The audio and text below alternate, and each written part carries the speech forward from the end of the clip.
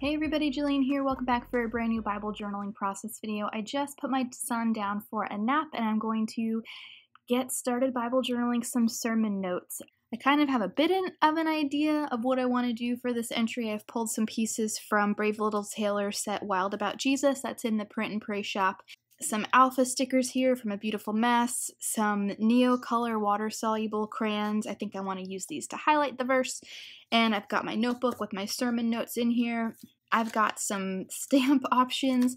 Just kind of thought about what I wanted the page to look like before I turned to the camera on. I only have as long as it takes for him to wake up, so I'm hoping that I can finish this entry before that happens. I'm going to go ahead and put you guys on fast forward and get started now.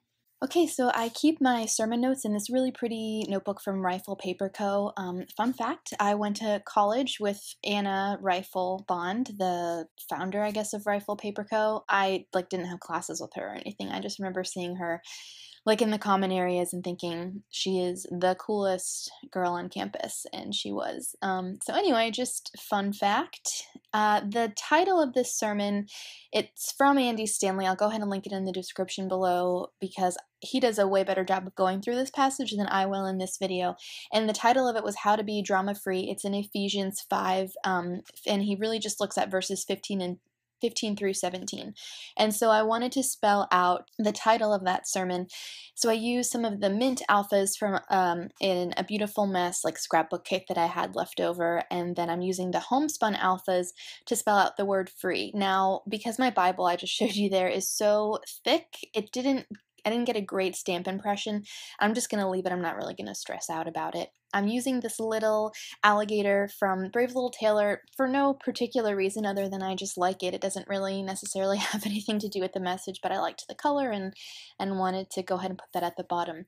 I printed it on transparency paper so you can see the adhesive through it, and for that reason I try and put just a little bit of the tape runner on the parts that are most pigmented or have the most going on, so you really can't see the adhesive. To highlight the verse, I used a Neocolor crayon, and the color is called Golden Yellow. And I just put that down on some plastic packaging and then dipped my brush in water and then kind of activated that on the packaging. I thought I maybe wanted to use two different colors to highlight it, but instead just decided to go with the yellow. Sorry about the glare, that always happens. So once that's done, I'm going to go ahead and hit that with my heat tool and also from the back just to get that dry so I can go on. Fortunately, the heat tool does not wake him up during nap time. I really liked this little branch piece or whatever that is, a little piece of a flower, so I just put it there to kind of highlight the verse. I'm going through and taking this space here in between the text to write down a key thought, underlining some of the words in the verse and then kind of pulling out their meaning as he taught us in the sermon. And so the verse says, "Be very careful then how you live, not as unwise but as wise, making the most of every opportunity because the days are evil. Therefore do not be foolish but understand what the Lord's will is." So he basically was saying that wise people know that all of life is connected. He basically says my present will eventually be my past, which will show up in my future. There are no isolated incidents. And so he basically starts off the sermon saying, there's two types of drama, avoidable drama and unavoidable drama. And the unavoidable drama is with your family and things like that you just have to endure because they're your family. And so this sermon was only focusing on the avoidable drama. So I have about 4 points that I'm going to get down in the margin here, and I'm using these number stickers from Allie Edwards to kind of act like a bullet for each point, and I like writing the journaling out, and then I don't make you watch me do the whole thing, putting the numbers down kind of in the middle of the journaling, just wherever they happen to fall. I kind of like how that looks instead of just being bulleted in a straight line. So I'm just checking my notes here to see if there's anything else that I want to add, and I'm indicating that there's some blank space up here. I'm really thinking about putting some more notes up there, but honestly, I'm probably not going to be able to fit what I want to write up there, so instead I'm going to just add some more stamping. So I'm using the element stamp here to get just some interest down on the page.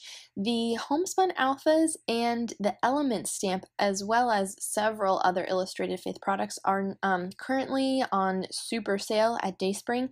I'll go ahead and link everything down in the description below if you're interested in picking any of it up. Even this tab that I use from the You Are Loved collection, I think is like up to 70% off, so that's pretty cool. I'll have all of the information in the video description below if you want to check that out. They are just really great deals.